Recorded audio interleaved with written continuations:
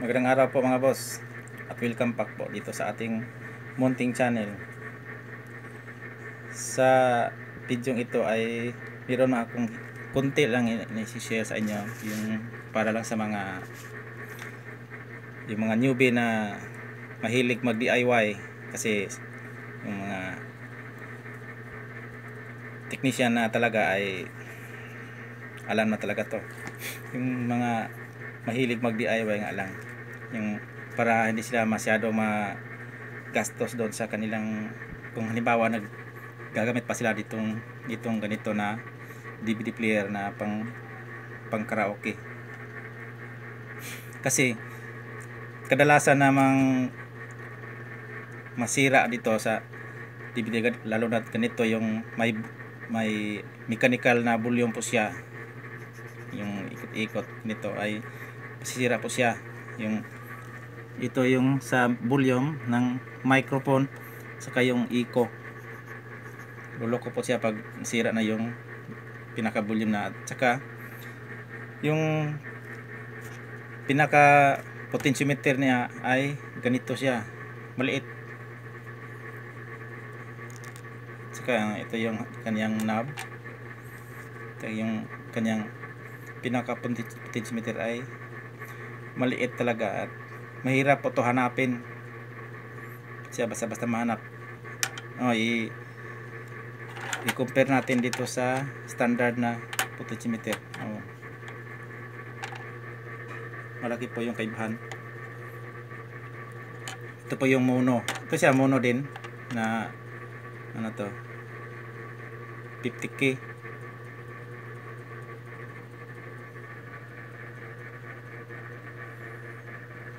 Yan, 50K na mono.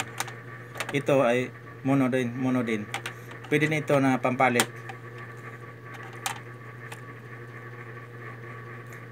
Kaya nga lang gawan ng paraan para mapalit to, kasi magkaiba po sila ng size. Ang ginawa ko dito ay pinalitan ko siya ng ganito, ngunit yung pinalit ko ay ganito na stereo. Sa halip na 50K yung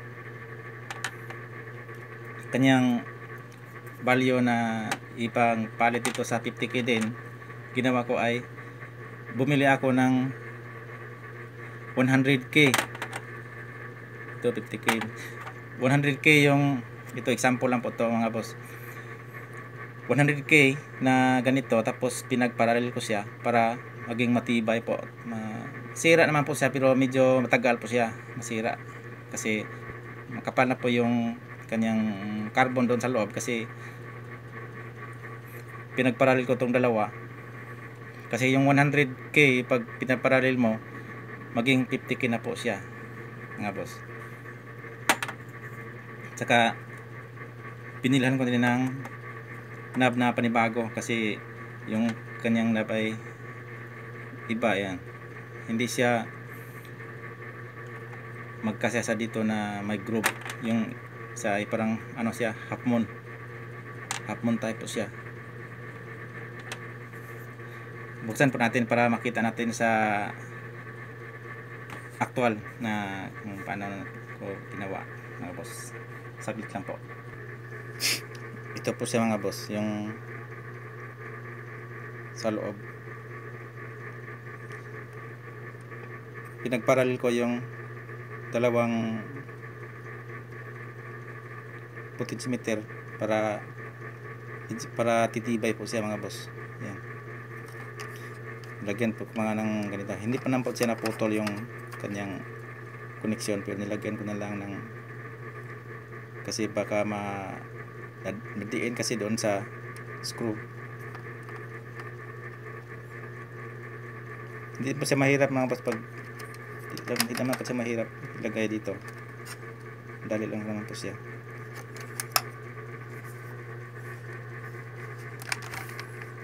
Saka tingnan na lang po natin yung taglaman ng Mega Pro na DVD na karaoke player na MP100. Ito po yung power supply section niya mga boss. Ito yung tray ng DVD, saka ito yung kanyang mainboard. Ito po yung mga sinauna pa mga boss na mga yung unang labas ng Mega Pro na 100N, kasi yung mga bago ngayon ay meron na po siyang HDMI na output. Ito ay wala pa, ano po siya,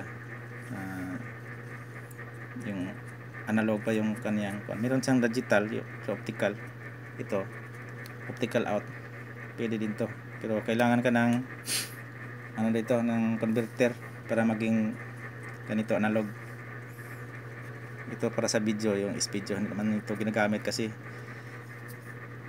wala naman tayong kable nito, mahirap hanapin. Ito yung kanyang, mayroon siyang audio out, front, left, right, yan. Meron siyang woofer center, ganyan.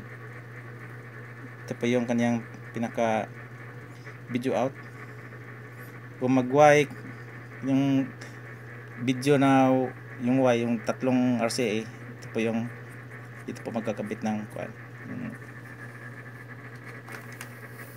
yung RCA po yung kanyang mukha. Tinanggal ko na yung muna yung kinabit natin. Yan.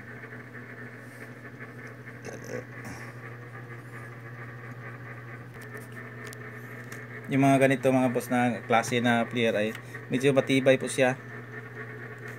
Mga sinaunang labas pa po to.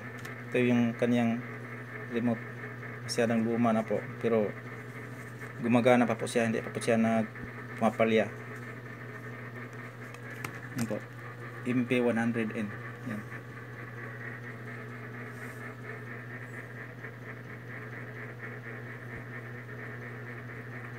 Yung mga unang labas pa po mga boss. Ito po yung pinakasumbok po niya, tapos masyadong nang luma mga boss.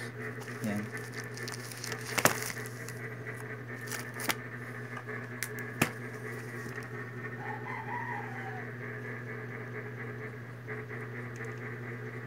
Mga unang labas pa po ito mga boss, yung karaoke player.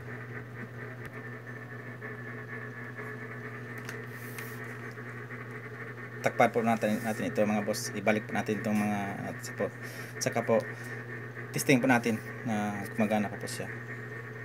Sandali lang po mga boss. Ito na po mga boss, na balik na po natin at i-play po natin sa iharap po natin para matest natin. Saglit lang po mga boss. Ito na po sa mga boss at bukan po natin.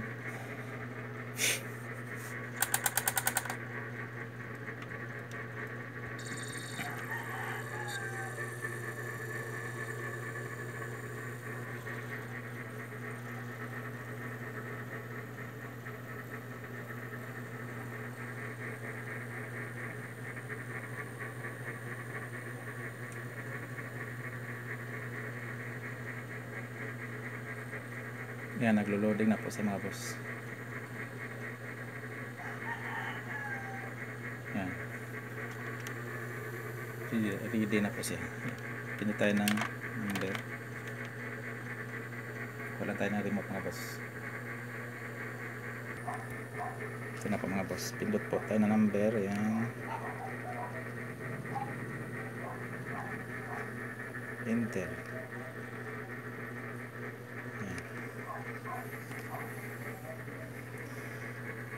Yan, nagpiplay na po siya. Hindi na po natin lagyan ng speaker mga boss. Wala pa siya pinunik kasi baka makapiright. Yan, basta nagpapangsyon na po sa mga boss. Yan, meron pa po itong ganito na maliban sa ganito, ito yung kanyang talagang stock na volume. Pero pa po yung mga ibang gamit na maliit yung volume, mga ganito. Yan, nahihiratin po ito hanapin mga boss. Ginawa ko, pinalitan ko din ng mga ganito mga boss. Yan, malaki. Pwede din naman, pwede din. Ginawa ko ng stereo, tapos parallel ko siya para matibay. Yan. Kasi yung mga volume natin ngayon ay hindi siya gaanong matibay gaya ng mga sinauna.